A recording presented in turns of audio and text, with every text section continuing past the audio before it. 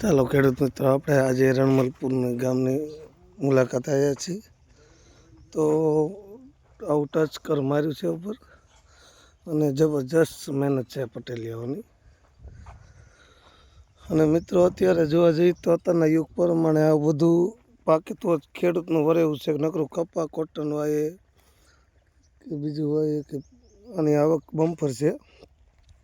અહીંયા બધા આવક પુષ્કળ મહેનત પ્રમાણે લેતા હોય. આ ફળ છે જબરજસ્ત, આ બધા ફળ છે ડાયડમ.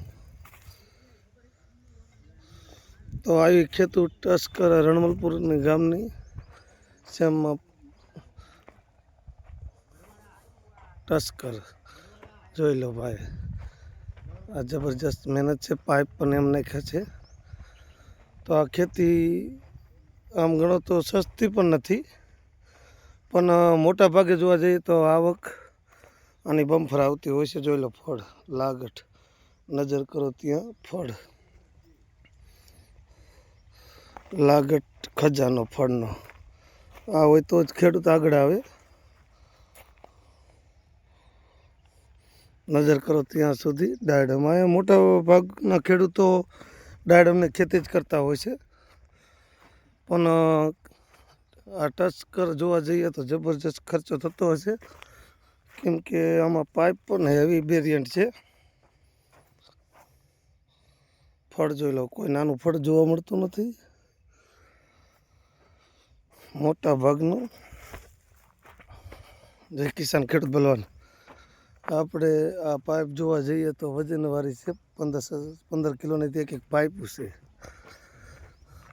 તો એની ઉપર આ ટસ્કર કહેવામાં આવે છે કે આવરી ઉપર લગાવે એટલે કોઈ આની શાઇનિંગ ઘટે નહીં.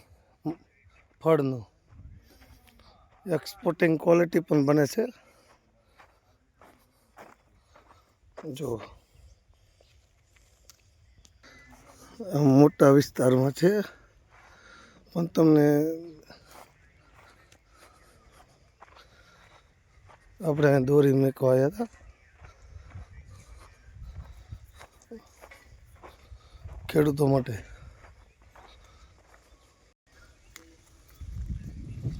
આમાં ટ્રેક્ટર પણ ચાલુ જાય વચ્ચે વચ્ચે. ટચ કર કે જે કહેતા હોય એ બધું.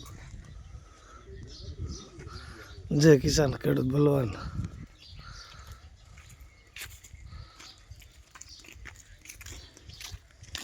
હળવદ તાલુકાના રણમલપુર ગામ,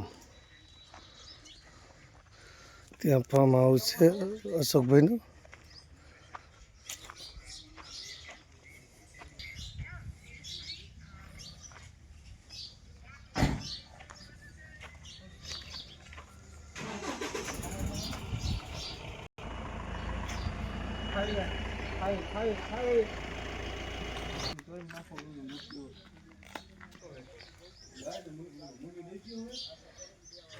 ચાલુ છે, હવે લેવો દે.